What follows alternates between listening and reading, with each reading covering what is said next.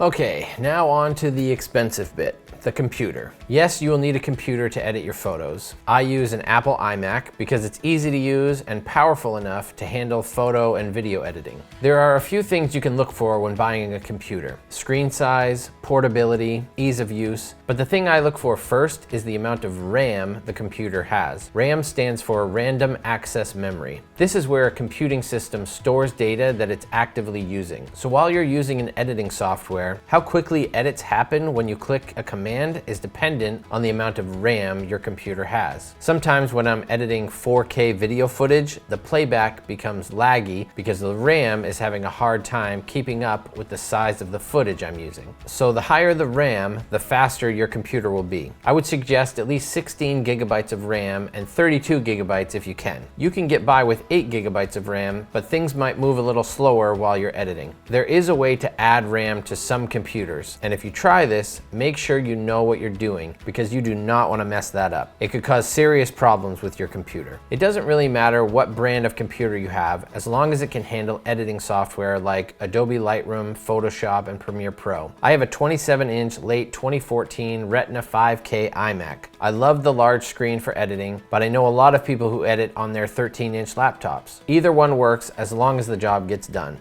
I use Apple computers because that's what I'm used to, and they work great for what I need. I know some people who hate Apple and will only use PCs. So it comes down to personal preference. Do some research and figure out what would work best for you. Try not to go too cheap on a laptop or desktop computer. In my experience, the cheaper the computer, the more of a headache it is. If you already own a laptop or desktop, there's a good chance that will work just fine for what you need right now. One final note on purchasing equipment. You'll notice that I say stuff like, you can get by with using this right now, or this is ideal, but this other one will work great for what you need right now. Don't feel like you have to get the latest and greatest equipment right this second. Get what you can when you have the money. Save and pay cash. I know the feeling of wanting to start right now and buy all the gear and spend all this money, but be patient and save your money. The less expensive gear you buy right now is going to help you pay for the better gear next year. You can still make money with the less expensive stuff, so don't stress about it. All right, that's the basics of hardware. In the next video, we're going to put the hardware to work and talk about editing software. Feel free to reach out with any questions, and remember,